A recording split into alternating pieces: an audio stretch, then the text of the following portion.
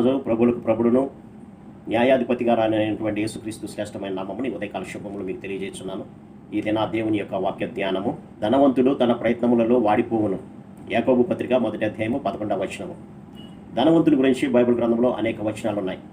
ధనాపేక్ష సమస్తమైన కీడులకు మూలమని, ధనవంతుడు పరలోక రాజ్యంలో ప్రవేశించుట కంటే ఉంటే సూది బెజ్జంలో ప్రవేశించడం సులభము అని, భూమి మీద మీ కొరకు ధనము కూర్చుకోవద్దు అని అనేక వాక్యాలు ఉన్నాయి.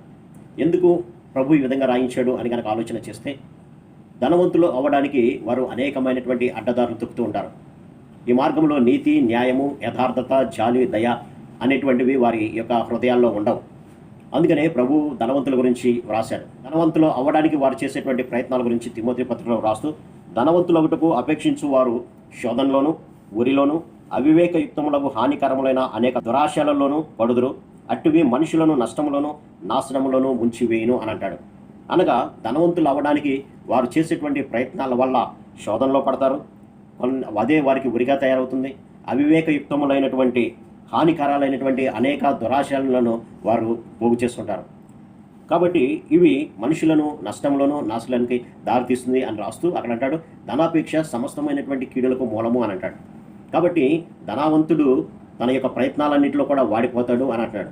ఇటువంటి ధనవంతులు అవ్వడానికి చాలామంది ప్రయత్నించి వారి విశ్వాసం నుంచి తొలగిపోయి నానా విధములైనటువంటి బాధలతో తమను తామే పొడుచుకున్నారు అని కూడా మనం చూడొచ్చు. కాబట్టి ధనవంతుడు ఈ లోకంలో చేసేటువంటి ప్రతి ప్రయత్నంలో కూడా వాడిపోతాడు అని అంటాడు.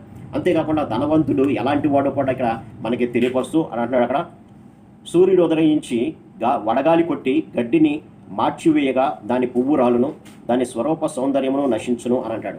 ఎప్పుడైతే ఎండ వేడిమి అధికంగా అవుతుందో సూర్యుడు ఉదయిస్తాడో అప్పుడు వడగాలి కొట్టి గడ్డిని మార్చివేయగా దాని పువ్వు రాలిపోతుంది, దాని స్వరూప సౌందర్యాలు నశిస్తాయి. అలాగే ధనవంతుడు కూడా తన యొక్క ప్రయత్నాల్లో వాడిపోతాడు అని అంటాడు. అవును ప్రియులారా, సూర్యుడు ఉదయించినప్పుడు గడ్డి ఏ విధంగా అయితే మాడిపోతుందో అలాగే నీతి సూర్యుడైనటువంటి యేసుక్రీస్తు ఉదయించినప్పుడు ధనవంతుడు తన వరకు దాచుకున్నటువంటి ఆ యొక్క ధనము లేదంటే తన యొక్క ధన సంపాదన కోసం చేసేటువంటి ప్రయత్నాలన్నీ కూడా వాడిపోతాయి అని అంటాడు. కాబట్టి యేసుక్రీస్తు ఈ లోకానికి వచ్చినప్పుడు తాను సంపాదించినటువంటి ధనముతో పరలోక రాజ్యాన్ని చేరుకోలేడు ప్రియులారా. గడ్డి ఏ విధంగా అయితే ఎండిపోతుందో అలాగే వీడు ఎంత ధనమును సంపాదించుకున్నా సరే క్రీస్తు లేనటువంటి జీవితము వ్యర్థమైనటువంటిగా ఉంటుంది. ధనవంతుడు తన భూమి మీద తన ధనాన్ని సంపాదించుకోవడానికి ఎన్ని ప్రయత్నాలు అయితే చేశాడో ఆ ప్రయత్నాలన్నీ కూడా వ్యర్థమైపోతాయి. వాడు నిత్య నరకానికి దారితీస్తుంది అవన్నీ కూడా అని ఇక్కడ భక్తుడు సెలవిస్తున్నాడు. అంతేకాకుండా ఈ యొక్క లోకాసు వార్తలో కూడా ఒక ధనవంతుడి గురించి ప్రభు చెబుతూ, ధనవంతుడు తనకు పండినటువంటి విస్తారమైనటువంటి ధాన్యాన్ని చూసుకున్నాడు. ప్రాణముతో ప్రాణమా, అనేక సంవత్సరములకు విస్తారమైనటువంటి ఆస్తి నీకు సమకూర్చబడి ఉన్నది, సుఖించుము, తినుము, తాగుము, సంతోషించుము అని నా ప్రాణంతో చెప్పుకుంటా అని అంటున్నాడు. అయితే ప్రభు అంటున్నాడు, వెర్రివాడా, ఈ రాత్రే నీ ప్రాణమును అడుగుతున్నాను, నువ్వు సిద్ధపరిచినవన్నీ కూడా ఏమవుతాయి ఒకసారి పరిశీలన చేసుకో అన్నాడు. కాబట్టి మానవుడు దేవుణ్ణి విడిచిపెట్టి అన్యాయంగా అక్రమంగా సంపాదించుకున్న అవేమీ కూడా అతనితో వెళ్ళవు అనేటువంటి సత్యాన్ని బయలుపరుస్తున్నాడు ఇక్కడ.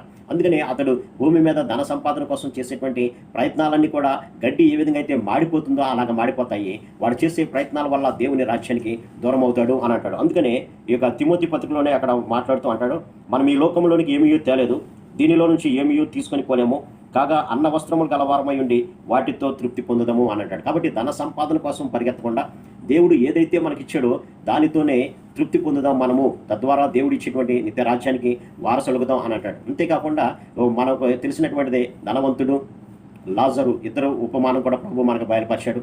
ధనవంతుడు తన యొక్క ధనంతో తినుము, తాగు, సుఖించు అన్నాడు. కానీ ఎదుటే ఉన్నటువంటి పేదవాడైనటువంటి కురుపులతో నింపబడి ఉన్నటువంటి లాజర్ని ఏమాత్రం కూడా పట్టించుకోలేదు. తన యొక్క సుఖమే తనకు దేవుడు అనుకున్నాడు. ఆ సుఖంతోనే జీవించాడు. తర్వాత చనిపోయిన తర్వాత అతడు నరకానికి వెళ్ళాడు. కానీ దేవుని యందు భయభక్తులు కలిగి పేదవాడిగా ఉన్నటువంటి లాజరు మాత్రం అబ్రహాము రొమ్మున ఆనుకొని సేద తీరినట్లుగా మనం చూడొచ్చు. కాబట్టి ధనవంతులు అవ్వడానికి ఈ లోకంలో అనేక రకాలైనటువంటి ప్రయత్నాలు చేస్తూ ఉంటారు. కానీ ఆ ధనం ఏది కూడా రాదు అనే సత్యాన్ని మనం గమనించాలి. ఒక రక్షణ మాత్రమే మన రాజ్యానికి చేస్తుంది. అందుకనే సుంకపు గుత్తదారుడైనటువంటి జక్కయ్య కూడా ఎంతో ధనాన్ని సంపాదించాడు, అనేక మందిని మోసం చేశాడు, దోచుకున్నాడు. కానీ ఎప్పుడైతే యేసు ప్రభువును చూశాడో తను సంపాదించినటువంటి ఆస్తి అంతా కూడా పంచిపెట్టి, దేవా నీ ఉంటే నాకు చాలు అన్నాడు. క్రీస్తుని చేర్చుకున్నాడు.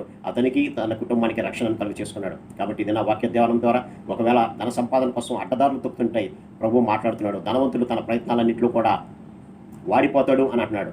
నీతి సూర్యుడైనటువంటి యేసుక్రీస్తు వచ్చినప్పుడు ఈ ప్రయత్నాలు ఏవి కూడా నేను నిత్య రాజ్యానికి వారసులుగా చేయలేవనే సత్యాన్ని గమనించి యథార్థంగా ఉందాం, ఆయన రాజ్యానికి వారసులు అవుదాం. అటు కృప పరిశుద్ధాత్మ దేవుడు మనందరికీ దయచేయండి గాక.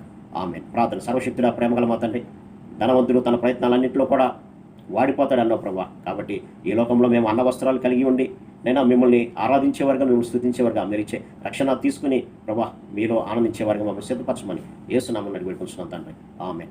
God bless.